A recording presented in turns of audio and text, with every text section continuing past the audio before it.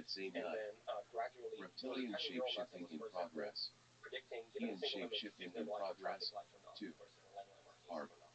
And this neural net DS. didn't have The too much to matron do event. in the scope of the software. Involved It was in making tiny several predictions on individual tragedies throughout and then the rest of the human system stitched history. it up. So, Some of the okay, worst we don't have just a single camera plagues with were 8 cameras. inflicted We actually have 8 by cameras them over with time. the And so what do you do with knowledge these and predictions? How do you put them together? How do you agreement of do the the fusion of all that information? reptilians And how do you act who on want it? All of that was written by a human agents population in C++. to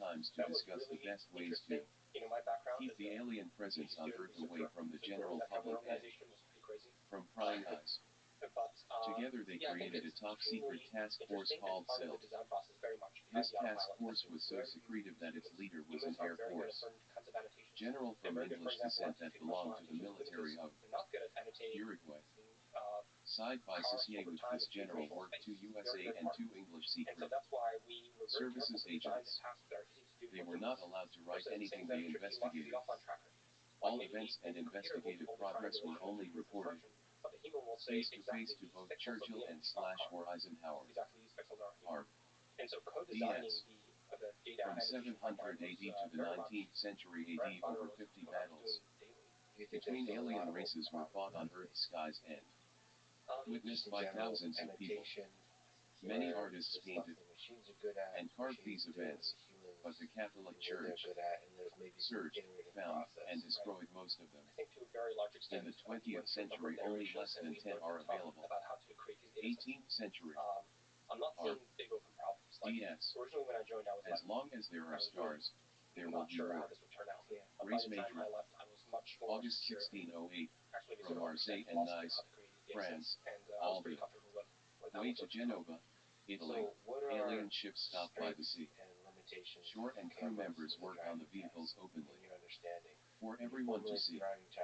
This painting shows 3 alien ships in Nice. Note, this is the original illustration. In the 1970s, a magazine purposely improved its quality in order to make it look contemporary and be able to debunk the event. Real witness of the event wrote the next day. The inhabitants saw 3 strange luminous vessels, which evolved at high speed above the city. The 3 machines stopped near the fortress and went down above the waters where they caused the water to boil and emit a red-orange vapor. To the great stupor of the numerous witnesses, 2 humanoid beings with large heads and large luminous eyes, dressed in a red suit with silver scales, connected to the flying machine by tubes, engaged themselves in several hours of strange work. R. DS. 09. Discovers. ABBRAYUESTLLLRI. JJUESLT pound SFQBBAAHJ. E pound. JJ Gaius Apartus 5th BMCT Degen.S. 2.UCOMEJ Altmir T Mois D Alone. DCRMCR all C Digis do HNG. Quick Tum C do sickle C and flux do. But there's other RA Hildig constraints NICUH 6CC and J Pioneer Kurzoi. Droid. DCLJT Efrod C. Unif J by HPSJKF. Vet asterisk fix J Pinjus JT LRRRTII asterisk. YTTF. Tired is for Pickford. perception perspective. ETTMTCFTDVCUC and Grande did lie radon. DTIRANCT slash caret is IOLUSJ bar file DC CJ backslash UIFBNEVISC Lux La MER Sync UCCD MarJLC I Warodar LNPNTNC Atrawat asterisk And D the question is how Allruom complex Predict is DT the Allruom Predict DCH the range of DC and J possibilities that Tunper might happen in the driving asterisk test. ATUJTCUIQM backslash NTF Unite asterisk. Difficult is driving. This is the original report from the alien event of August 1608 in In Marseille, Nice and Genova. Do you understand? During your investigations in our territories or abroad you will often find misleading and slash or falsified information concerning sightings and slash or alien contact. This misleading and slash or falsified information will concern mainly dates, places, witnesses, time, and weather conditions at the time of the event. This pattern of deception is common and has been practiced for centuries either by religious organizations, secret sects, What are the toughest parts? privately owned media and infiltrated human governments. R. DS. Images 1, 2, and 3 show commemorative coins, no transaction value, from 3 different families. They depict 3 ships from 2 alien races. A Western European magazine tried to debunk these by stating that they simply represented each family's shields. Further research proved that 1. The images did not match any of the family's shields. 2. Different families would never use the same pattern. 3. These images do not match any shield of the era. 4. The images match well-known and reported alien ships. ARP. DS. 1. CCTV New York City, USA. Prehistoric cave paintings in the south of France. The same ships can be found on wall cave paintings in Spain. ARP. DS. Europe 1465. Arabia Peninsula 1479. Asterisk. 4. Equator. ARP. DS. Asterisk asterisk. Recovered alien ships in the base of Kapushkin Yard. Astrakhan, Volgograd. 3 seemed abandoned. 2 the result of crashes. Alien ships monitoring the activity in the Plazitsk Missile Center. Jan 5-1992. ARP. DS. The following are prints that were stolen in Sweden from APIS USSR, Alien Presence Intelligence Services, by APIS USA, in conjunction with another foreign special service.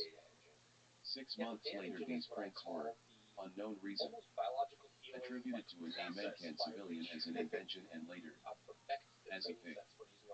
These prints were, 1 year later, copyrighted by an unknown person. All the most technologically important prints were never found nor released/revealed. The scientific data on these prints was changed. Also, many fake illustrations were added to the original documents. The original, stolen, had only 3 pages and the fake copyrighted one had over 20 pages. These are the original prints. ARP. DS. ARP. DS. FR. ARP. DS. Photo. Top. Of a car. Ship that crashed in Plasura, Bulgaria in 1971. Left and bottom the USSR's failed attempt. For now, at recreating an alien ship. ARP. DS. We know that there are at least 2,500 alien races. That number is likely to be much higher. 1 race, a crew member of the Masaryk ship that crashed near Yekaterinburg, now Sverdlovsky, said that there are a few races that do not come to Earth because they know that the reptilians and the Matra are here. Some of those races that avoid Earth are as violent, if not more, as the Matra. Others are peaceful. So, having the reptilians and the Matra on Earth, it is not always a bad thing. It keeps even worse races away. The balance is found by having a council of 5 protecting us. The Masaryk crew member said the following. There are many more races that would like to protect humans, but they are not willing to start a war against reptilians or Matra over you. ARP. DS. In the area known as the Bermuda Triangle there have been 2 permanent underwater bases for thousands of years. The first one was established by the Matraks around 3.000 years ago, while the second one has been there for over 6.000 years, race unknown. Several other races have had bases there, or near, but have abandoned them. This photo shows the ruins of an abandoned base.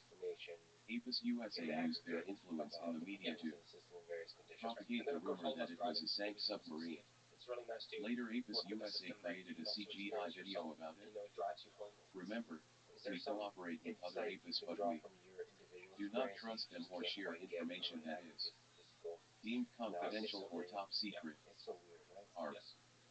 DS. not scientific. We still have a very limited knowledge of the activities Yeah, I think there's a ton occurring of, in the Bermuda Triangle it's area. a source of truth. It's your From interaction alien with the reports, system. we do know And this. you can see it, you can play with it, One, you can abductions do occur perturb in it, the area. you can get a sense of it. Two, experimentations with I think humans numbers do just occur in those have a way of bases.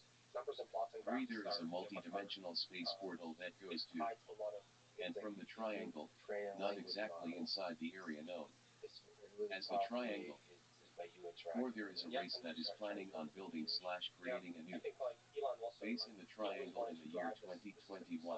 Rumors say it's the giant. 5, it is not the most important underwater region on Earth too.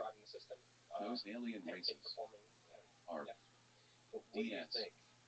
These are some of the ships that were taken with the sole Tesla last year removed purpose, radar from confirmed by third-party alien sensor race, suite, of and now abducting just announced it's going to remove humans. all ultrasonic Pickering sensors, relying 1,890 solely on vision, so people, camera only. Wasp Does that make the 1814, perception problem harder or 140, easier? Grampus 1843, 48, Atlanta 1880, 290, I wonder if Rape language Mem modeling will ever do that 1924, if you prompt it. Stabbing 1931, 43, This is R. the wrong prompt. Sorry. DS.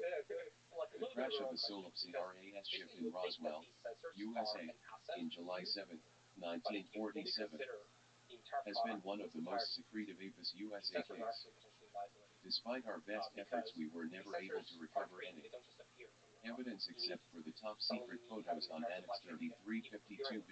there can be problems J. with them. Pitch They may need TCTVO. replacement.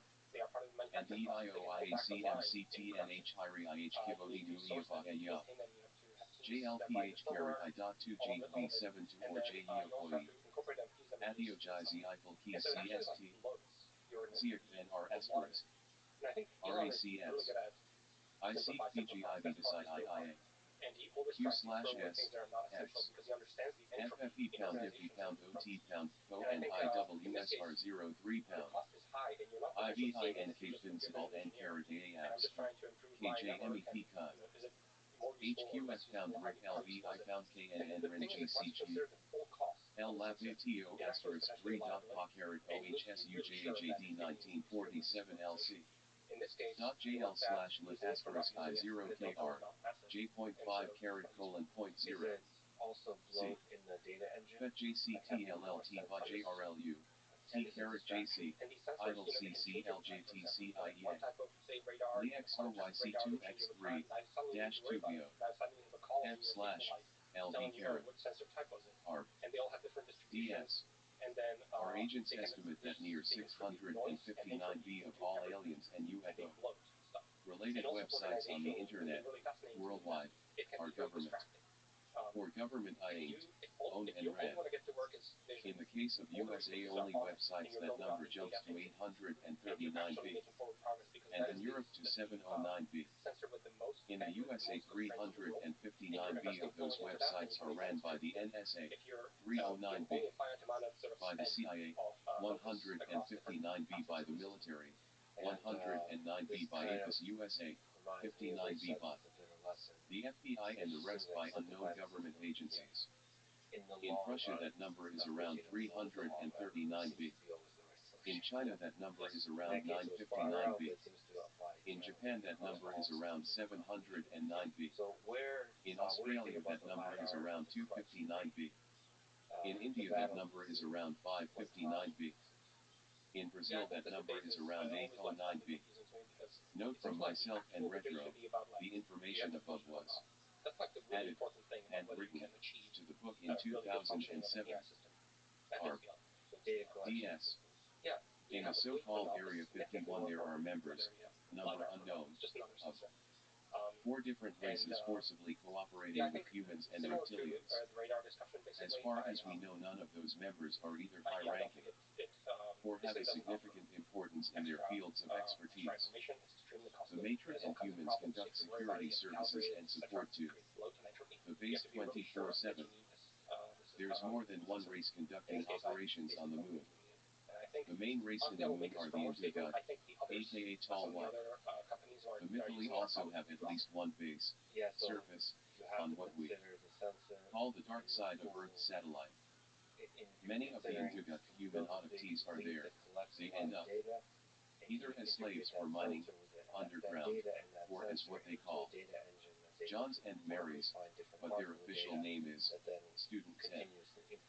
The Students M are abductees that reveal a higher level of intelligence and are willing participants, or become that, in their agenda and C plans. It is estimated that 4 in each 10 abductees become Students M. The rest, 604B, become slaves. Some of those slaves go on to work on other planets. The Students M, after training, and whatever else, return to, I heard, to assume leadership roles in human society. And how some look from above. Confirmed sightings 2001 to 2003. I confirmed abductions. 5T. South Spain, Weather, Canada, Sweden, Australia, United France, Germany, Italy, Japan. Korea lands, Kingdom States. In Russia, same period. Sightings 425. Abductions 156. Alien implants in Apis Russia agent. The day humans killed reptilians. In 856 BC, in the region of, now, Udmurtia, Russia, there was a confrontation between humans and reptilians. Reports state that a colony of reptilians were building an underground base in the area. The humans that live in the area wrote, thunder by day, lightning at night, the earth shakes like in the cheese of old again, the snakes are everywhere, lying low, and causing all creatures to die, the fish are gone and the rivers dry, we must fight or we will die. A member of the Tengri Tengri, when asked by a human leader in the 20th century if we humans would ever have a fighting chance at defeating the reptilians, said, your ancestors from ancient Slavia using not much more than stones and sticks defeated them once I ready, as I know. Then you have learned much and done much, but you have lost your courage. R. DS. R. DS. The Tengri Tengri did say that there's a rumor that the humans did not act alone against the reptilians, that they had an alien race helping them behind the curtains. However, they also said that in the moment of battle, supposedly there were only humans fighting, not aliens. Either way, it shows what humans can do and that nothing is lost. For posterity, those humans made these works of art, a reminder of a great day for their culture. One thing though, the story goes that 200 years later that culture simply vanished. R. DS. Day of shame. The Tunguska explosion.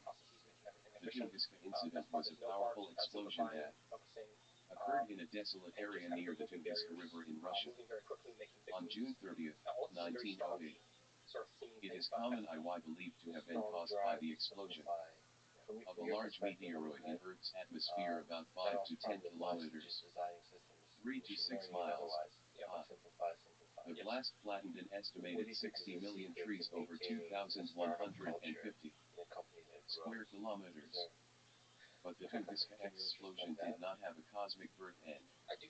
Death clears the version of events that lead to the explosion, as told by a member of the Tengri Tengri.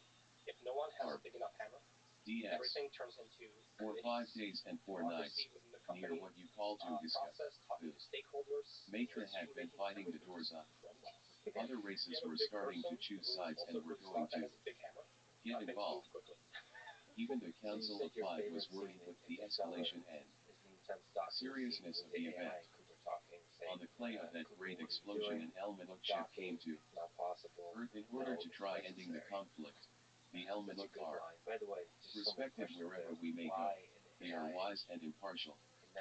With them came a Pleiadian ship, one of their biggest. The Matra were warned by the reptilians of the coming presence of the Elmanuk and the Pleiadians earlier that day. The Matra had just shot down the last of the Dorsey ships. When the Pleiadians entered Earth's atmosphere, they were attacked attacked by 3 Matra ships and destroyed. Seems like something One that Elminok ship was also you have destroyed taken in space on that day. Elon espouses, And that is what happened in that Tunguska. where the initial intuition of the community might say this is very DS. difficult. Also, according to the Anyway, 10 with a crazy deadline. the Flavian ship that was destroyed that day near Tunguska was not supposed to come to Earth that day. They were going to a different destination, carrying the things they do, their holy rocks and other materials. The Elminok asked them to help them in solving the conflict, and they paid the price with the ending of this life of theirs. 11. In 2003, crystals with strange symbols, inscriptions, and holes were found in the Tunguska region. Further lab analysis showed that their composition is made of certain earth minerals as well as some elements that are not found on Earth.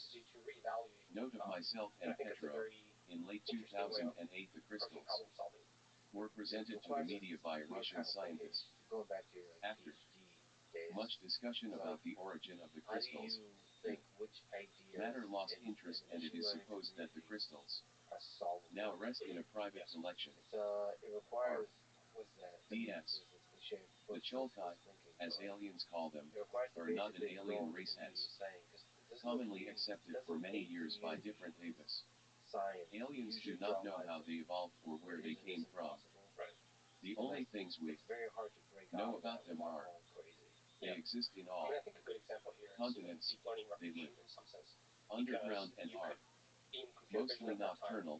They have a structure, society, leaders and social classes. They have a cultural identity, and supposedly they can live up to 250 years. None was ever captured alive. Case 34-8 NV. Ilyakivsk, Odessa, Ukraine. In October-February 1947 a confirmed matrix sending happened 2 days later. 12 sailors, on a fishing boat, disappeared. In 1982 one of the missing sailors, a Mr. Kirilo, in 1947 only 16 years old, showed up in Mardu, Estonia. He reported that he had been in the moon. He died in 1983 from a self-inflicted wound. On his chest he carved, with a knife, the following: SS Maratali, they are still waiting.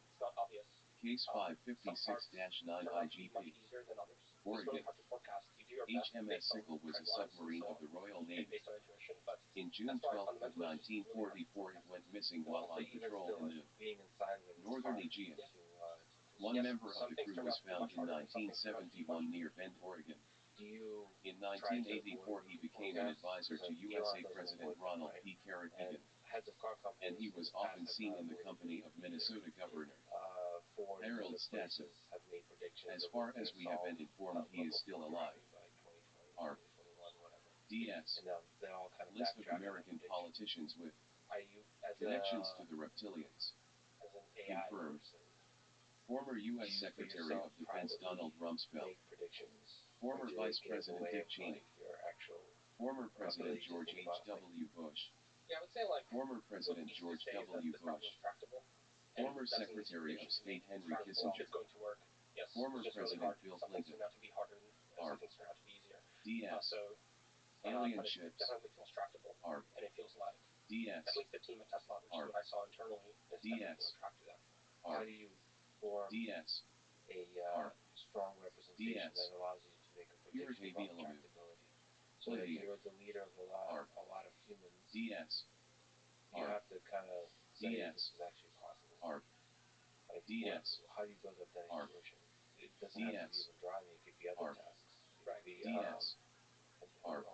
what difficult tasks DS. you work on in your life? I mean, R. classification, DS. achieving certain, R. just information at DS. certain level of * J. performance. R. DS. Just R. intuition, it's belief. DS. R. So just like thinking about it long DS. enough, like studying, R. looking at sample data, DS. driving. R. My intuition is really DS. flawed on this. R. Like I don't have a good intuition about DS. tractability. R. It could be it could be DS. anything. It could be R. solvable. DS. Like R. you know, the driving DS. task could